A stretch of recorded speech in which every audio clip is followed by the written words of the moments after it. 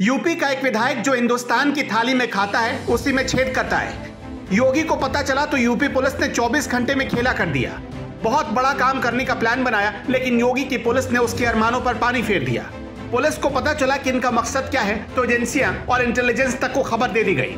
एक बहुत बड़ा खुलासा करके यूपी पुलिस ने फिर से साबित कर दिया कि वो दिल्ली और महाराष्ट्र की पुलिस से कहीं आगे है। हमें यह बताया गया कि दिल्ली की पुलिस सबसे तेज है, हमें यह भी बताया गया कि महाराष्ट्र की पुलिस सबसे हाईटेक है, लेकिन लगता है कि इस परसेप्शन को बदलने का वक्त आ गया है। यूपी पुलिस कुछ ऐसा कर चुकी है कि दिल सलाम करने को करता है। लेकिन अब दिल्ली पुलिस को भूल जाइए, मुंबई पुलिस को भी भूल जाइए। अब योगी की पुलिस ने वो कर दिया है जिसे सुनकर आपका सीना 56 इंच का हो जाएगा। योगी मॉडल का नाम पूरे देश में एक बार फिर से चर्चा में आ चुका है। ऐसे ऐसे खुलासे करके यूपी पुलिस पूरे देश में योगी मॉडल का नाम कर रही है, जिसे देखकर योगी भी गदगद हो जाएंगे। चाहे बुलडोजर कार्रवाई की बात हो, कुर्की जब्ती की बात हो, यूपी पुलिस हर मोर्चे पर दूसरी पुलिस से कहीं आगे नजर आती है। बात विदेशी लोगों पर निगाह रखने की हो तो उसमें भी योगी की पुलिस नंबर 1 है। यूपी की पुलिस बांग्लादेशियों पर कड़ी निगाह रख रही है। समय समय पर बांग्लादेशियों पर कार्रवाई करके इस बात को योगी हमेशा साबित करते हैं कि वो अमित शाह के अभियान में सबसे ज्यादा योगदान दे रहे हैं। कुल मिलाकर कहे तो जो काम सेंटर में अमित शाह करते हैं वो काम योगी यूपी में कर रहे हैं। शाह और योगी मिलकर देश के दुश्मनों से निपटने में तत्परता से लगे हैं। इसकी बानगी हमेशा देखने को मिल जाती है। यूपी के कानपुर की थाना मूलगंज पुलिस ने 4 बांग्लादेशी नागरिकों को गिरफ्तार किया है। ये चारों बांग्लादेशी भारतीय बनकर रह रहे थे।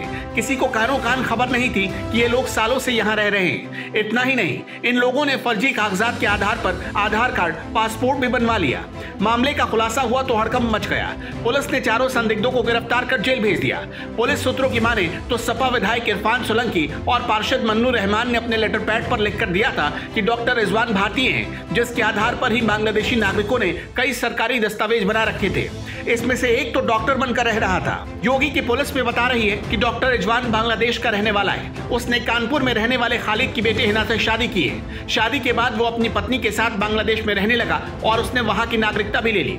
गौरतलब है कि साल 2016 में रिजवान परिवार के साथ भारत आ गया और भारतीय दूतावास को बगैर सूचना के कानपुर के मूलगंज में किराए के मकान में रहने लगा। यहाँ पर उसने 2 पासपोर्ट और 3 भारतीय फर्जी आधार कार्ड अपने और परिवार के अन्य सदस्यों के नाम पर बनवा लिए। राशन कार्ड और अन्य दस्तावेजों के आधार पर उसने अपने बच्चों को स्कूल में दाखिले भी करा दिए। ये सब तब हुआ जब डॉक्टर रिजवान ने विधायक इरफान सोलंकी और क्षेत्रीय पार्षद मन्नू रहमान से कानपुर का होने का प्रमाण पत्र बनवा लिया। इसी बीच डॉक्टर रिजवान ने पाकिस्तान, मलेशिया, थाईलैंड और बांग्लादेश की कई यात्राएं भी की।